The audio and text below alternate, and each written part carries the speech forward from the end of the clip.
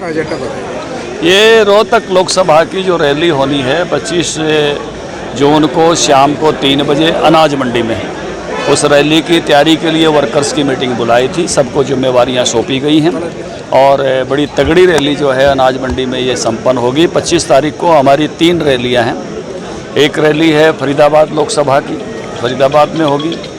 एक रैली हमारी जो है गुड़गांव लोकसभा की है, पटौदी में होगी। और एक रोहतक लोकसभा की रैली है जो रोहतक में होगी अनाज मंडी में। अर्जुन राम मेघवाल जी उसमें मुख्य रूप से होंगे, संजीव बाल्याण जी रहेंगे, मैं भी रहूँगा और डॉक्टर साहब जो है इस रैली के कन्वीनर हैं, संयोजक हैं, क्योंकि हर लोकसभा में हमने सांसद को ही जिम्मेवारी सौंपी है कि उस रैली का कन्वीनर रहे।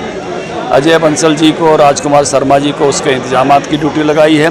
बाकी सभी जिला अध्यक्षों को, सभी मंडल अध्यक्षों को और जो भी चुनाव लड़े हुए व्यक्ति हैं 9 की 9 लोकसभाओं से, हमारा एक विधायक है, बाकी 8 लोग चुनाव लड़े हुए हैं, उनको भी जवाबदारी जिम्मेदारियां सौंप दी हैं। बहुत तगड़ी रैली होगी। अच्छा, आज भूपेंद्र हुड्डा रोहतक में थे और उन्होंने कहा है कि जिस तरह से ताबड़तोड़ रैलियाँ हो रही हैं बहुत देर हो चुकी है, प्रदेश में कांग्रेस की सरकार आएगी।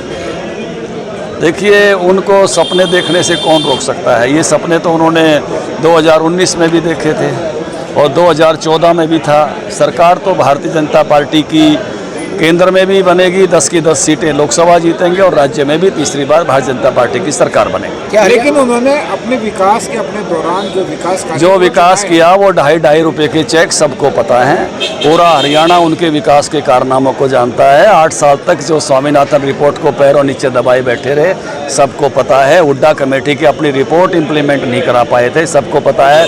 पूरी पार्टी को कैसे निपटाया है ये भी सबको पता है। एक समय शैलजा दलबीर सिंह जी, उनके पिताजी सिरसा क्षेत्र में कितने प्रभावी थे। आज शैलजा की क्या स्थिति, इन्होंने जो है कार्यकारिणी तक नहीं बनाने दी। एक समय अशोक तंवर जी को लठिया के उतारा गया, आपको मालूम है। आज भी उदय भांजी अपनी बॉडी नहीं बना पा रहे हैं। और आप देखिए, एक समय राव इंद्रजीत सिंह जी कांग्रेस के बड़े नेता थे, आज हमारे बड़े नेता हैं। एक समय कुलदीप बिश्नोई कांग्रेस के बड़े नेता थे, आज हमारे बड़ा नेता है।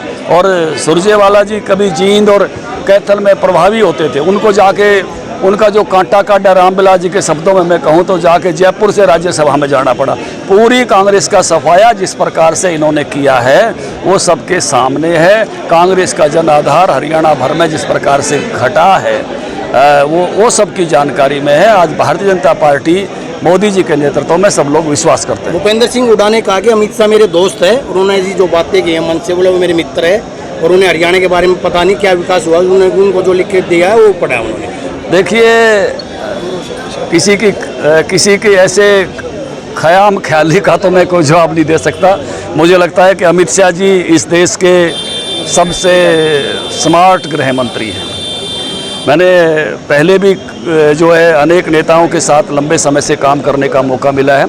भाजपा और विपक्ष की सरकारें भी देखी हैं, लेकिन जिस तरह से इस शख्सियत ने धारा 370 पूर्वोत्तर भारत, पूरे भारत में से आंतरिक ऐसी शांति की, आतंकवाद की घटनाएं यहाँ बंद हो गई।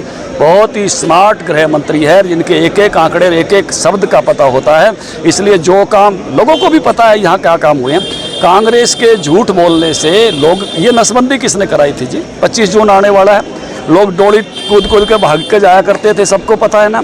ये देश का विभाजन कौन सी पार्टी ने कराया था? कांग्रेस पार्टी ने। ये चीन को अक्साई चीन और कश्मीर का इलाका किसने दिया था? कांग्रेस पार्टी ने। सब जानते हैं इनकी हकीकतों को। जिसने देश में लोकतंत्र 1 साल के लिए स्थगित किया था, कौन सी पार्टी ने किया था? इन्हीं की पार्टी ने किया था। मैं कहने लग रहा है इनके 1.5 रुपये के, 2.5 रुपये के चेक भूले नहीं हैं। पूरे इनके 10 साल के शासनकाल में 1100 करोड़ मुआवजा नहीं दिया गया। हमने हर साल 1100 करोड़ कंपनसेशन दिया है। किसान सम्मान निधि है, शब्द भी नहीं जानते थे। तो ये तो केवल और केवल बयान वीर हैं, इससे ज़्यादा कांग्रेस का कुछ नहीं। रुको, क्या चुनाव से पहले पीओ के भारत में मिल जाएगा? भारतीय जनता पार्टी के जैसे वरिष्ठ नेता और उत्तर प्रदेश के मुख्यमंत्री ने कहा। देखिए, पूरी भारत की संसद और पूरे भारत का संकल्प तो हमेशा से ही रहा है कि पूरा कश्मीर भारत का है। मिलने की तिथि और मिलने का समय वो तो भविष्य में बहुत सारी चीज़ें निर्धारित करेंगे, लेकिन पूरा भारत ये मानता है कि जो भी कश्मीर है वो पूरे का पूरा भारत का है। और केवल ओम प्रकाश धनखड़ बीजेपी अध्यक्ष का संकल्प नहीं, भारत की संपूर्ण संसद का संकल्प है। अच्छा, दूसरे 25 तारीख को गौरवशाली भारत गौरवशाली भारत के नाम से रैली रखी गई है, जिसमें मुख्य अतिथि के तौर पर केंद्रीय कानून मंत्री आदरणीय श्री अर्जुन राम मेघवाल जी उसमें मुख्य अतिथि के तौर पर रहेंगे, जिसमें हमारे संजीव बाल्याण जी भी, डॉक्टर संजीव बाल्याण जो क्लस्टर इंचार्ज हैं वो भी उपस्थित रहेंगे, माननीय अध्यक्ष जी और भी बहुत सारे सीनियर जो लीडर हैं केंद्र के और स्टेट के उसमें उपस्थित रहेंगे। कितने लोगों के आने की संभावना है? देखिए, भारतीय जनता पार्टी की रैली में रोहतक में तो जोश इतना है, इतना ज़बरदस्त जोश आपने देखा कार्यकर्ताओं में और जनता में, अंदाज़ा ही नहीं लगा सकते कितने आदमी आएंगे। आप देखो 2019 में जब माननीय प्रधानमंत्री जी जब आए थे, आज तक उसकी गिनती का नहीं पता लग लिया कितने लोग आए थे आज तक। तो मैं ये दावे से कह सकता हूँ कि ये रैली भी हरियाणा की टॉप रैलियों में होगी। ये मैं कह 36 बरादरी, किसान, मजदूर, खेतीहर मजदूर, गरीब, दलित, बैकवर्ड, नौजवान, कर्मचारी, व्यापारी, छोटे व्यापारी, हमारे स्वतंत्रता सेनानी, फौजी भाई, महिलाएं, बुजुर्ग सब इसमें हिस्सा लेंगे। और इस रैली में सबसे गजब की बात यह है कि हमारे जो मुख्य अतिथि हैं, कभी डॉक्टर भीमराव अंबेडकर जी कानून मंत्री हुआ करते थे और आज हमारे आदरणीय अर्जुन राम मेघवाल जी कानून मंत्री के तौर पर इस रैली में उपस्थित हो। क्या हरियाणा में लोकसभा चुनाव का आगाज हो गया? देखिए, सेवा ही संगठन भारतीय जनता पार्टी शुरू वाले दिन से, पहले दिन से ही सेवा भाव से लगी होती है और अपने काम में लगी रहती है। उसके लिए पहले दिन से ही चुनाव है। डॉक्टर साहब, भूपेंद्र सिंह हुड्डा कहना कि एक काम गिनवा दे, बीजेपी ने 9 साल में एक काम किया। देखिए, उसने और कई साल भी काम ना पाओगे, सुन तो लो, ऐसा नहीं है। हुड्डा साहब को बहुत गहराई से सोचना चाहिए, बहुत गहराई से।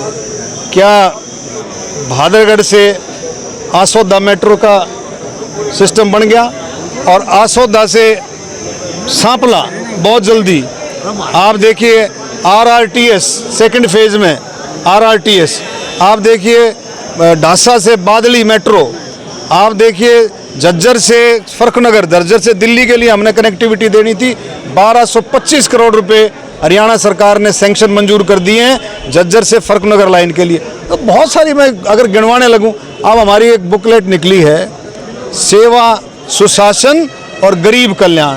आप उसको अगर आप देखोगे, हुड्डा साहब को उस किताब को दिखाना, उससे पता लग जाएगा कि केंद्र सरकार ने कितनी मजबूती से कितने काम गरीबों के लिए, कितनी योजनाएं, किसानों के लिए योजनाएं, आम लोगों के लिए कितनी योजनाएं दी हैं, महिलाओं के लिए, बुजुर्गों के लिए, नौजवानों के लिए, खिलाड़ियों के लिए, हर तबके के लिए कितनी योजनाएं दी हैं। उससे पता लगेगा कि कितने काम हो रहे हैं। ये सांपला वाला आप देखेंगे, सांपला वाला मुख्यमंत्री थे कब से, इसमें कितनी कैजुअलिटीज हो रही हैं, कोई ध्यान नहीं दिया।